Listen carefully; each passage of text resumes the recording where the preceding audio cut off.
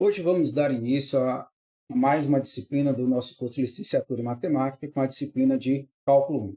Nessa primeira aula, nós vamos fazer uma pequena revisão sobre conjuntos numéricos e, logo em seguida, na aula seguinte, a gente vai falar sobre intervalos, fazendo uma revisão desses conteúdos que foram vistos lá na disciplina de Elementos 1. Então, vamos já dar início à nossa aula com esta pequena.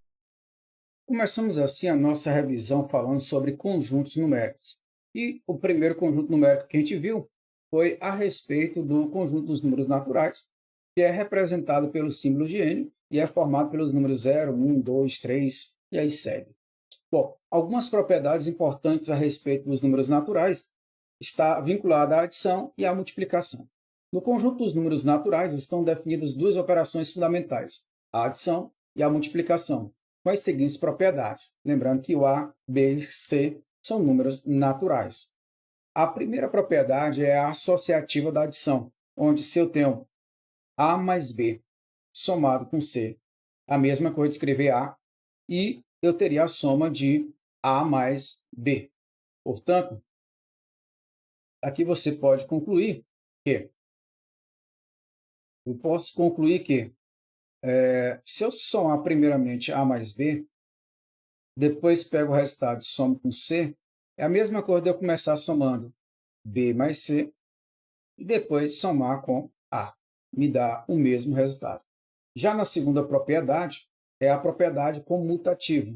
Na propriedade comutativa, vale ressaltar que se eu somar o A mais B, é a mesma coisa de somar o B com A. Ou seja, a ordem dos fatores não vai alterar aqui esta soma. Já a terceira propriedade é o elemento neutro da adição, ou seja, o zero é considerado um elemento neutro, pois, ao ser somado com qualquer número natural, o resultado continua sendo esse mesmo número A. Bom, a primeira propriedade com respeito à multiplicação de números naturais é que se eu pego e vou multiplicar três números, eu posso começar multiplicando pelos dois primeiros, A vezes B, e ao resultado multiplico por C, ou posso começar pelos dois últimos e o resultado eu multiplico por A, que é o primeiro elemento. Essa é a propriedade associativa. Já a segunda propriedade é a propriedade comutativa da multiplicação, ou seja, multiplicar dois números A vezes B é a mesma coisa de multiplicar B vezes A, ou seja, a ordem dos fatores não vai alterar o produto. E a terceira propriedade da multiplicação de números naturais é o elemento neutro da multiplicação, onde qualquer número natural, ao ser multiplicado pelo elemento neutro, que é o 1, o resultado continua o número que foi multiplicado. E, por último, você tem a propriedade distributiva da multiplicação relativa à adição. Ou seja, se você tem um A, está multiplicando uma soma, cada elementozinho aqui passa a ser multiplicado por esse A. Ou seja, o A vai multiplicar o B e o A também vai multiplicar o C. E, por último, você tem a distributiva da adição com relação à multiplicação. Se você tem uma soma de dois números multiplicado por um terceiro, o A fica multiplicado por esse número e o B também. Ou seja, o A fica multiplicado por C somado com B mais C. Uma observação importante é que, dados dois números naturais m e n, disse que m é menor do que n, se escreve o que? M menor do que n, para significar que existe algum p natural, tal que o n é igual a m mais p. Então, se eu tenho dois números m menor do que n, é porque aqui existe um certo p que eu posso somar com m para me dar o n. Ou seja, com relação a essa operação de menor que, ou seja, se eu tenho um m menor do que n, temos as seguintes propriedades. Primeiro, a transitividade, ou seja, se o m é menor do que n e o n é menor do que p, então o m é menor do que p. Ou seja, se você vai... Vou até tentar ver se eu escrevo aqui para você a seguinte situação. Você tem o quê? Você tem m menor do que n e você também tem n menor do que p. Dessa primeira situação, eu posso ter a seguinte coisa. O que é que eu posso tirar a partir daqui? Que o n é igual a um certo m mais q, ok? De posse desse valor, vamos lembrar que eu posso trazer para cá. De que forma eu posso trazer para cá? É lembrar que o meu P é igual a certo N mais um certo T, por exemplo. Tá? E por essa propriedade, você tem que o P seria o N, só que o N é quanto? M somado com o Q? Mais o T. Ora, se você pega aqui e junta esses dois termos, por serem dois números naturais, você vai concluir que o P é igual a um M mais um certo, sei lá, R. Portanto, aqui você pode concluir que o M é menor do que P. E essa é a demonstração que a gente precisava acrescentar aqui nessa questão. Tá ok? Bom, nós temos a tricotomia, ou seja, dados MN, números naturais, vale uma e somente uma das alternativas. Ou seja, ou M é igual a N, ou o M é menor do que N, ou N é menor do que M. Você também é válido a monotonicidade. Ou seja, se o M é menor do que N, então para qualquer P pertencente aos naturais, tem que se que M mais P é menor do que N mais P. Ou seja, se é válido esta propriedade do M ser menor do que P, do que N, se eu somar P em ambos os membros, a desigualdade continua sendo ainda verdadeira. A mesma coisa se eu multiplicar cada termo aqui por P. Você vai ter o M vezes P menor do que N vezes Q. E por último, a boa ordenação. Todo conjunto não vazio, X menor do que N, melhor, X contido em N, possui o menor elemento. Então, o segundo conjunto que nós podemos colocar aqui é o conjunto dos números inteiros. Ele é representado pelo símbolo Z, e você vai observar que, além dos números naturais, ele vai ter agora os números não positivos. Portanto, você tem o menos 3, menos 2, menos 1. E aqui nós temos alguns subconjuntos, onde nós podemos destacar o quê? O conjunto dos números inteiros não negativos. Se é o conjunto dos números inteiros não negativos, formado por 0, 1, 2, 3, na realidade, é os números naturais. Já o conjunto dos números inteiros não positivos é formado pelo 0 e pelos números negativos. E eu posso ter o conjunto dos números inteiros não nulos. Neste caso, apenas eu não vou poder colocar o 0. Aqui é mais 1, tá? Isso aqui não tem esse termozinho aqui, ó, tá? Então, seria formado pelos números negativos, ou melhor, pelos números não positivos e pelos números não negativos. Bom, no conjunto dos números inteiros estão definidas todas as propriedades dos números naturais com relação à adição e à multiplicação com a seguinte propriedade, que é o simétrico ou oposto para a adição. Ou seja, se existe um número A inteiro, existe o seu oposto. Ou seja, se eu tenho um número A e somo com o oposto, essa soma é igual a 0. Bom, outra propriedade importante, uma definição importante, é a de divisibilidade em Z, pois dizemos que o inteiro A é divisor do inteiro B, representado por A divide B, quando existe um inteiro C, de tal forma que C vezes A é igual a B. Portanto, para representar os divisores de um número inteiro, a indicaremos pelos divisores de A e os múltiplos por M de A. Então, se eu quero os divisores, por exemplo, de 6, quem são os divisores de 6? É 1. Caso eu colocando só os naturais, tá? 2, 3 e 6. Mas se eu quiser colocar os múltiplos de 6, aí a coisa muda. Pois ficaria 0, 6, 12 e aí vai. Só com uma pequena observação, que eu coloquei naturais. Mas se ele quer os inteiros, ficaria mais ou menos 2, mais ou menos 3, mais ou menos 6. Já aqui é 0, mais ou menos 6, mais ou menos 12 e aí segue. Bom, além disso, nós teremos o conjunto dos números racionais. Mas só voltando um pouquinho, bom, vamos dar continuidade aqui. Com respeito a esse conjunto dos números racionais, são os números que nós podemos colocar na forma de uma fração, ou seja, do tipo A sobre B, onde o A é o número inteiro e o B também é um inteiro, só que diferente de zero, para quais valem as seguintes propriedades. Primeiro, a igualdade de dois números racionais, A sobre B igual a C sobre D, é válido que o A vezes D é igual a B vezes C. Toda vez que eu tenho uma igualdade de dois números racionais, é válida a propriedade fundamental da proporção, onde A vezes D é igual a C vezes B, ou B vezes C. O produto dos meios é igual ao produto dos extremos. Além do mais, se eu quero adicionar dois números racionais, eu tenho que tirar o MMC dos denominadores.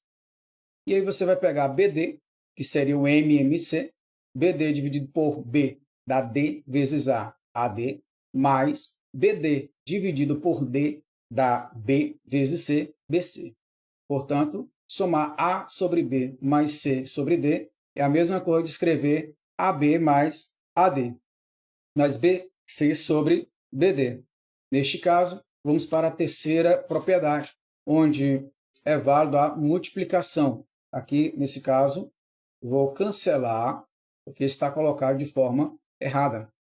Você tem que o A sobre B vezes C sobre D. Isso aqui vai ser igual a quanto? Você vai multiplicar o numerador vezes o numerador, ou seja, A vezes C, e vai multiplicar os denominadores, B vezes D. Tá, ok? Já os subconjuntos racionais, nós podemos destacar alguns, que é os racionais não negativos, nós temos os racionais não positivos, nós temos o conjunto dos racionais não nulos. Bom, além dessas propriedades que a gente já colocou, são válidas as seguintes. A associativa da adição. Se eu tenho aqui três números racionais, eu posso somar os dois primeiros e, ao resultado, somo com o terceiro. E, além do mais, essa igualdade é a mesma coisa de eu ter somado os dois últimos e depois somar pelo primeiro. Isso aqui é a propriedade associativa. Você soma quem você quer somar com quem primeiro. Tá? Já na comutativa, somar AB mais C sobre D é a mesma coisa de somar C sobre D mais AB. O resultado continua o mesmo. E o elemento neutro continua sendo o zero. Já com respeito à multiplicação, se você tem a propriedade associativa, você tem três números racionais, você pode somar, multiplicar logo os dois primeiros e o resultado vai para um terceiro, ou ainda você pode multiplicar os dois últimos e o resultado multiplica pelo primeiro. Já na comutativa, a ordem dos fatores aqui não vai alterar o produto, ou seja, A vezes A sobre B vezes C sobre D é a mesma coisa de multiplicar C sobre D vezes A sobre B. E além por último, nós temos o elemento neutro, onde esse elemento neutro continua também sendo o 1. Bom, há aquelas propriedades que valem tanto para adição e multiplicação ao mesmo tempo. Seria a distributiva da multiplicação pela adição, não muda nada com respeito aos naturais, onde se você tem um número racional multiplicado por uma soma, cada termozinho aqui vai ficar multiplicado por esse A sobre B. Então, ficaria A sobre B vezes C sobre D, mais A sobre B vezes S sobre D. E o simétrico ou o inverso para multiplicação. Então, se você tem um número racional, A sobre B pertencente aos racionais, onde esse A sobre B é diferente de zero, então vai existir o inverso, ou seja, B sobre A pertencente aos racionais. De tal forma que, ao multiplicar um número racional pelo seu inverso, o resultado é igual a 1. Bom, além do mais, nós temos o conjunto dos números irracionais, onde são aqueles números onde a parte, a representação decimal, não é periódica, tá ok? E nesse caso aqui, nós temos a seguinte situação. Alguns números que são irracionais. Você tem 1,2, 3, 5, 7, 10, 11. Além do mais, 6,21, 24, 37. Bom, já com os números irracionais, juntando com os números irracionais, nós temos o conjunto dos números reais, que é formado por todos os números que podem ser feitos com uma representação decimal, tá? E os decimais exatos ou periódicos, que são os números racionais, e as demais não exatas e não periódicas, chamadas de números irracionais. Bom, uma observação importante é que todo número racional é um número real. Além do mais, todo irracional também é real. E são válidos que, se um número alfa é irracional e R é um racional, pense que alfa mais R, alfa vezes R, alfa sobre R e R sobre alfa são todos irracionais. Bom, nós iríamos falar agora sobre intervalos, mas eu vou dar uma pausa, já já eu retomo com relação a isso, para que a gente possa também responder algumas questões a respeito dessa parte introdutória sobre números reais. Vamos dar continuidade aqui, resolvendo alguns exemplos. Neste caso, o primeiro exemplo que nós podemos colocar para vocês seria o seguinte: seja A um número inteiro. Prove se A for ímpar, então A ao quadrado também será ímpar. Seja, nesse caso, o que eu posso colocar para vocês? Primeira coisa, eu disse que o número A ele é ímpar. Se esse número ele é ímpar, nós podemos chegar à seguinte conclusão.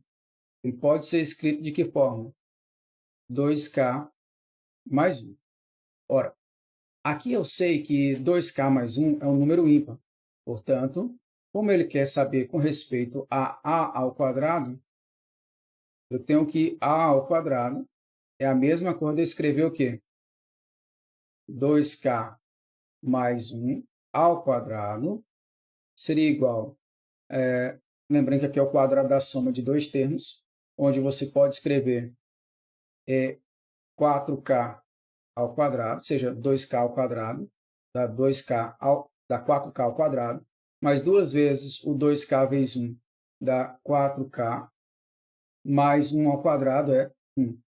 Note aqui que você pode, nessa parte, eu posso colocar o 4k, no caso eu posso colocar o 2 em evidência. Colocando 2 em evidência, você ficaria com 2 vezes 2k ao quadrado mais 2k, somado com 1. E eu acredito que você pode observar aqui que 2k ao quadrado mais 2k é um número inteiro. Ou seja, 2k ao quadrado mais 2k é inteiro. Se ele é inteiro, portanto, você vai concluir que duas vezes este número é um número inteiro. Somado com 1, você vai ter o quê?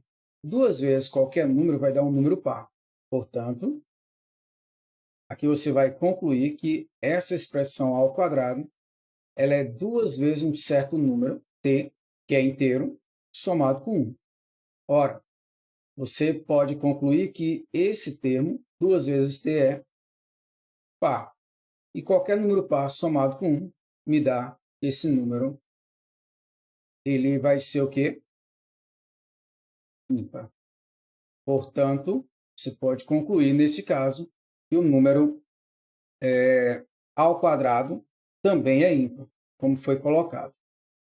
Vamos para mais uma questão. Bom, a equação x ao quadrado igual a 2 não admite solução em Q. Então, de que forma eu poderia estar resolvendo essa questão agora? Bom, a primeira coisa que eu tenho que observar aqui nesse caso seria o quê? Bom, vejamos. Vamos fazer aqui com calma mais essa questão.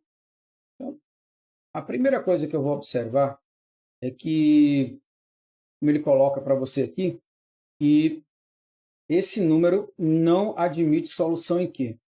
A primeira coisa, por absurdo, eu vou considerar que uma solução ela é racional.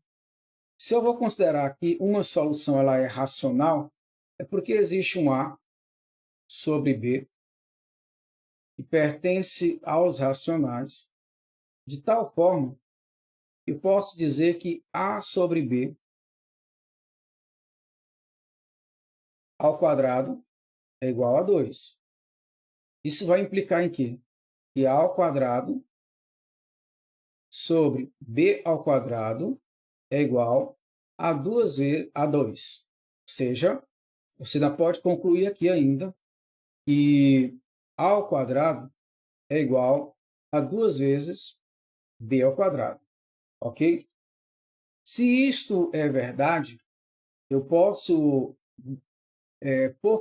podemos concluir aqui, neste caso, que nessa expressão,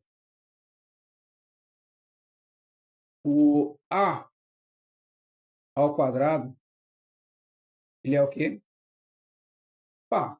Por quê?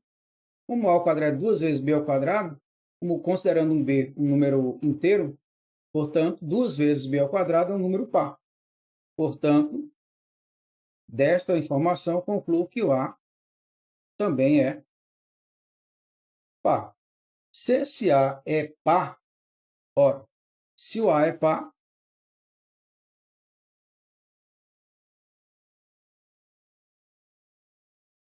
eu posso escrevê-lo de que forma? Como sendo um certo 2P, por exemplo.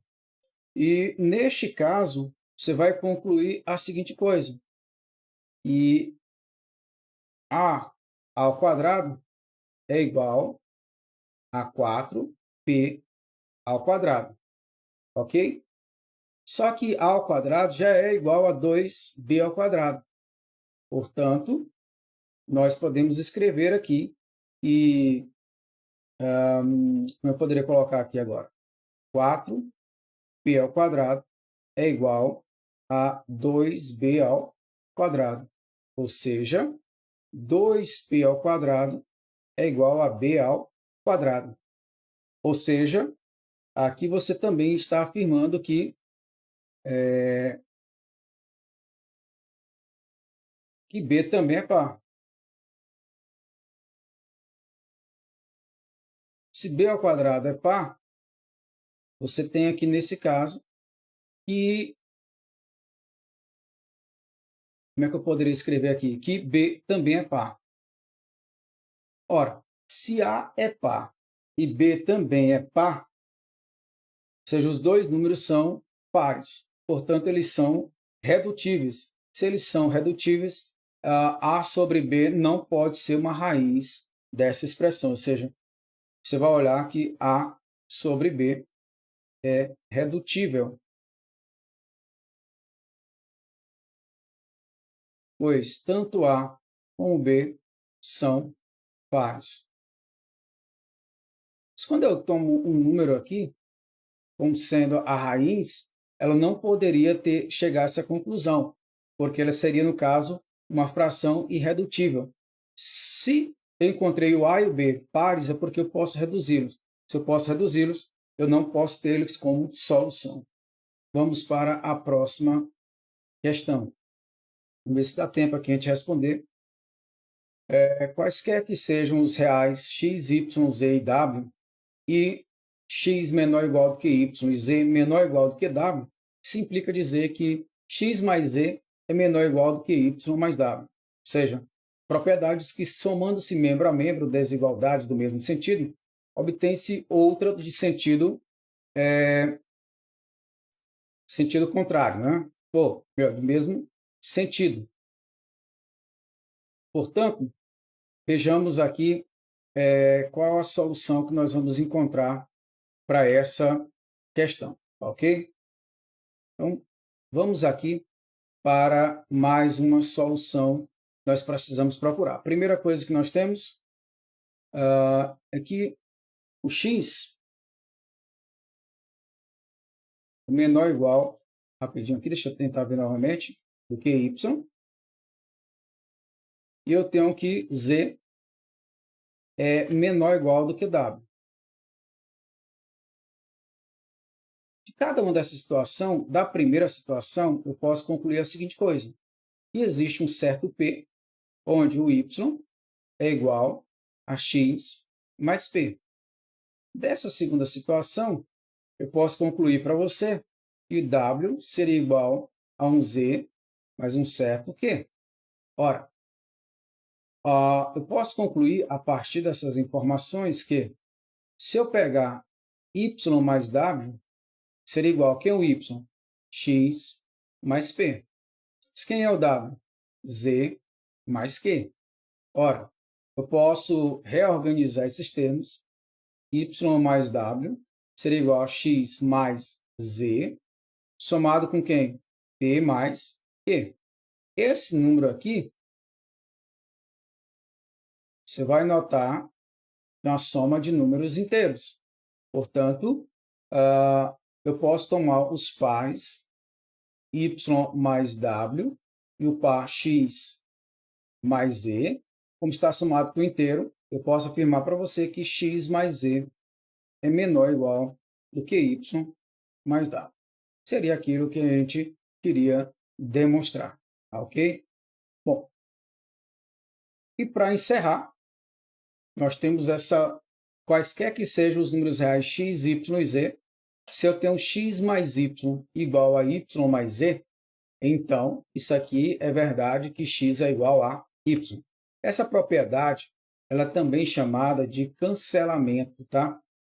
Portanto, se você tem aqui que x mais z é igual a y mais z, como é que eu vou resolver isso aqui? É simplesmente cancelar? Não. Eu vou subtrair z em ambos os membros. E ao fazer isto,